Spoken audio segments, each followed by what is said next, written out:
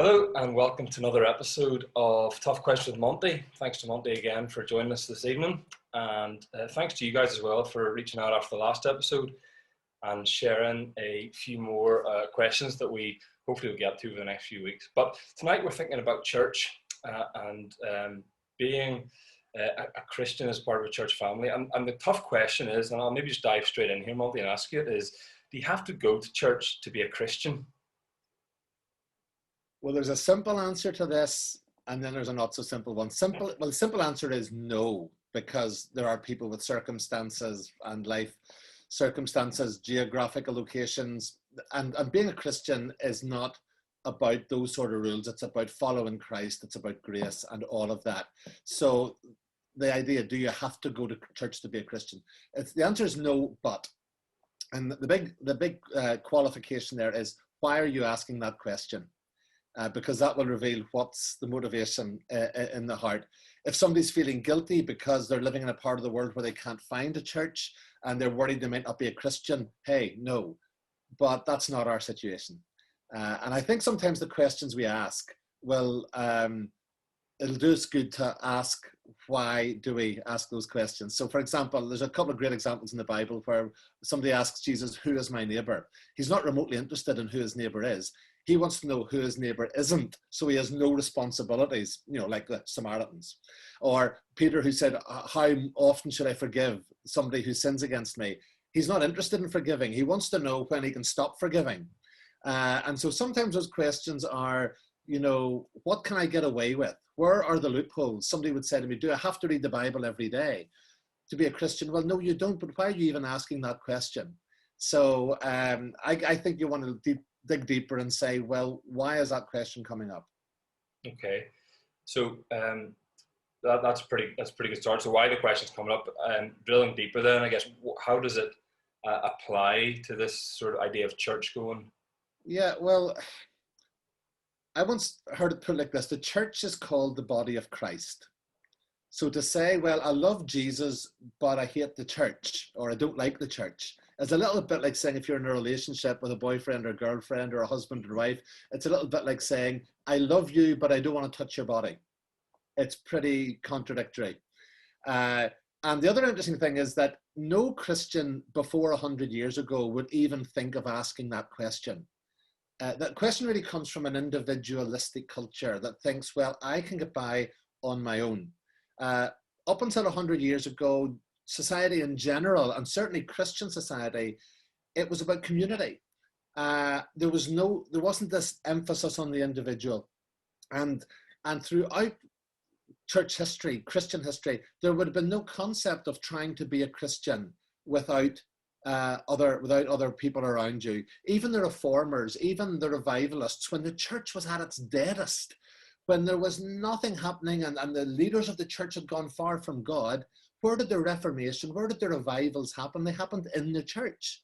People within the church getting back to God. It was never in their minds that, hey, I'll go off and do my own thing.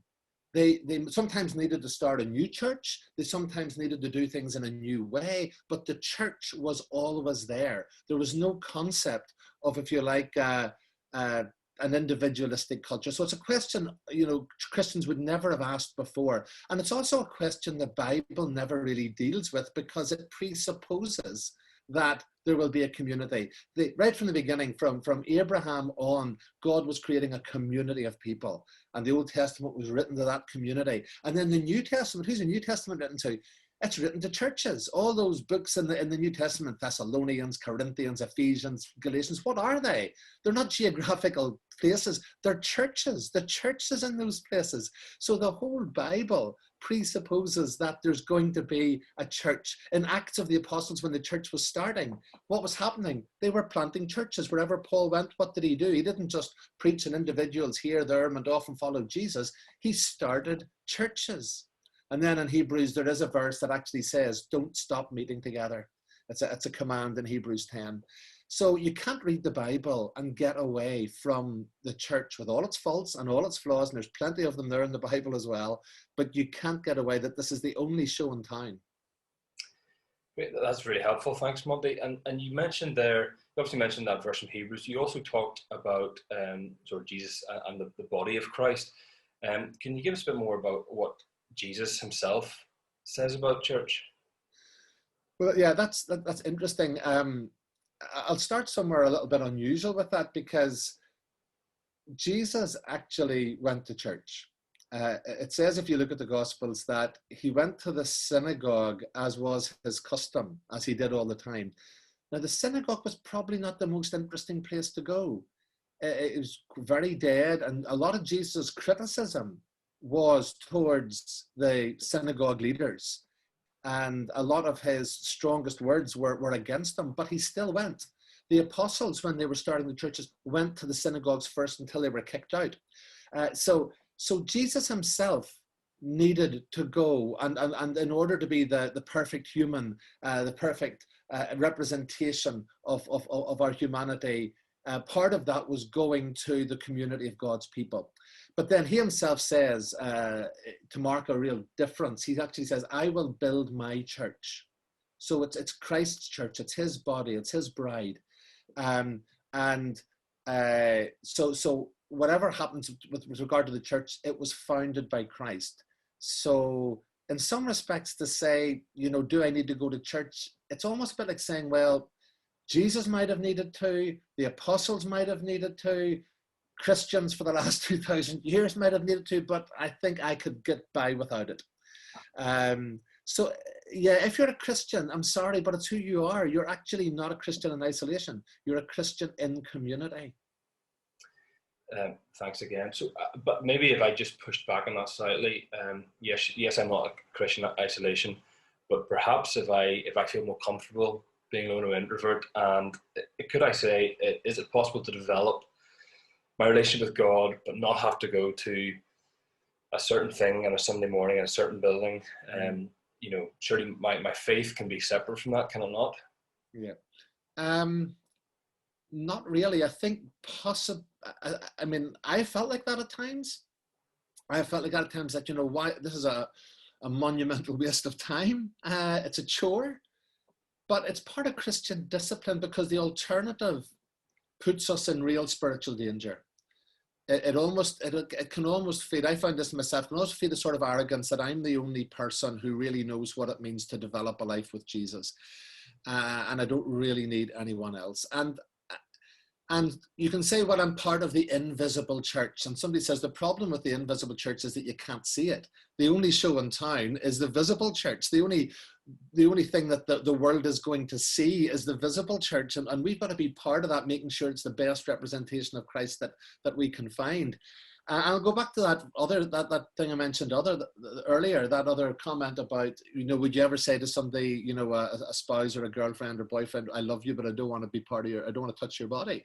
You can't, if you reject the church, you're rejecting part of Jesus. I think I want to say it as strongly as that.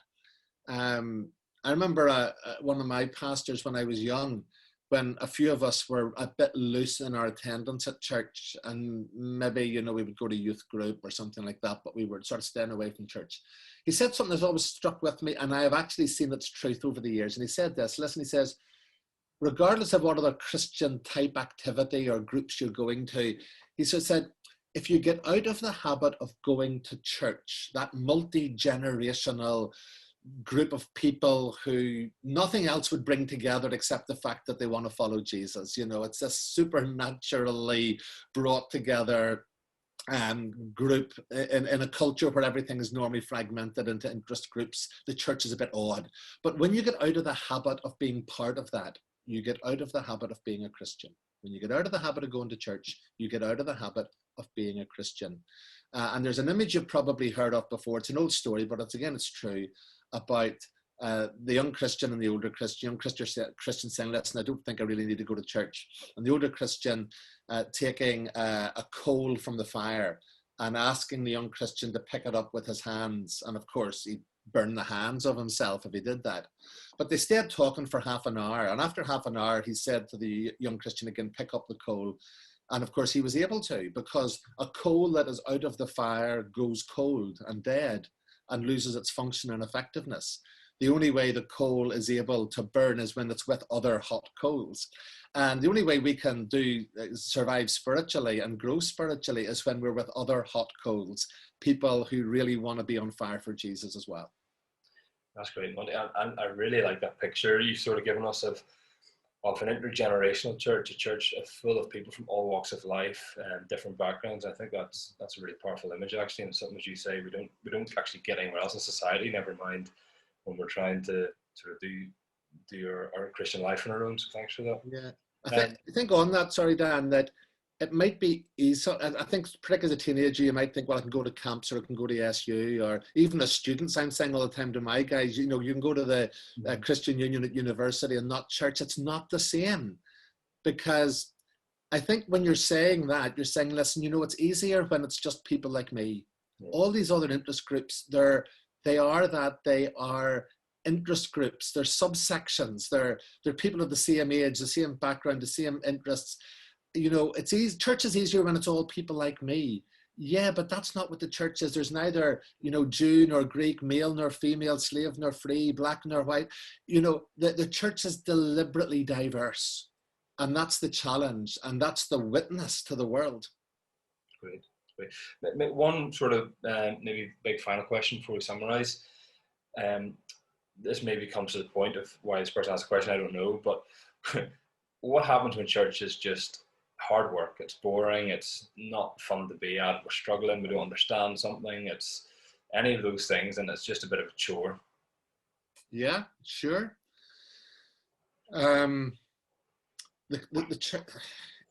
church, we can't approach it and say, well, listen, it's just about me. I want to be entertained. Even I want to be fed. I want to sing praise the way I like to sing praise. I want to be entertained and listen to good sermons. Yeah, but it's not about us. It's about much more than what we're getting out of it. And to go away from church is not just depriving ourselves, it's depriving the rest of the body of you and what you can offer. And so what I've sometimes said to students and younger people when they're saying that to me, I said, listen, if you're struggling in church, find other ways of being able to be fed and to be able to be nourished, but go. It's a discipline. It's the discipline of going, and maybe go with two things in mind. Go with questions. What can I learn? What can I listen hard for here that God will teach me? And secondly, go with commitments. Who can I serve by being here? Who can I talk to?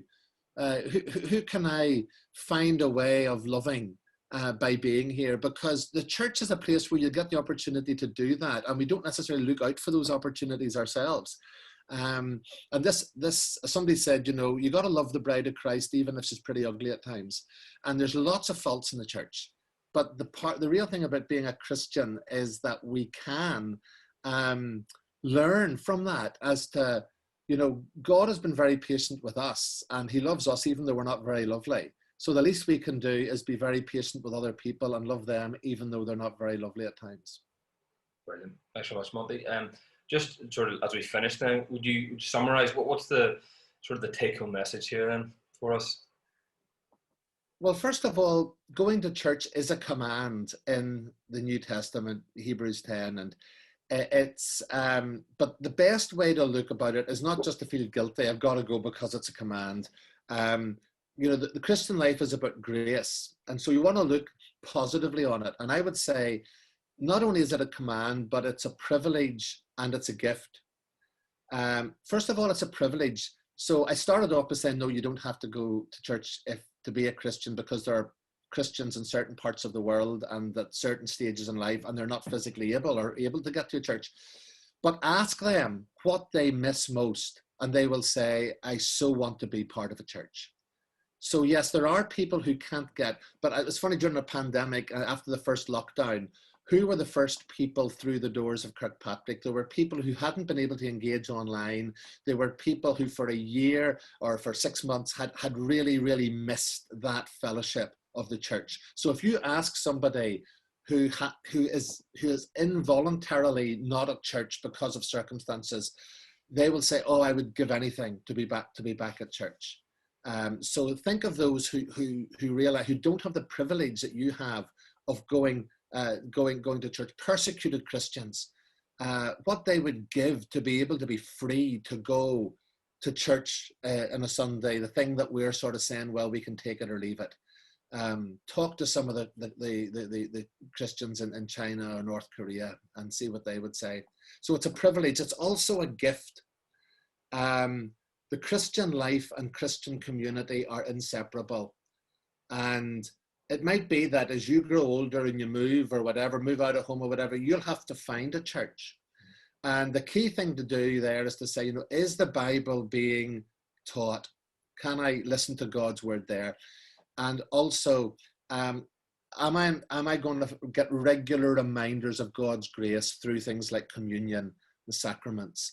And those are the marks of a church. Look for that. It doesn't matter, you know, what shade of church it is, so long as the Bible is being faithfully taught, and the sacraments are there for you to appreciate God's goodness and grace to you. So it's a command to go, but it's also a real privilege, and it's a real gift. Brilliant. Super. It's a great way to end. Thank you so much, Monty. Really appreciate it. Cheers. Bye. Thanks.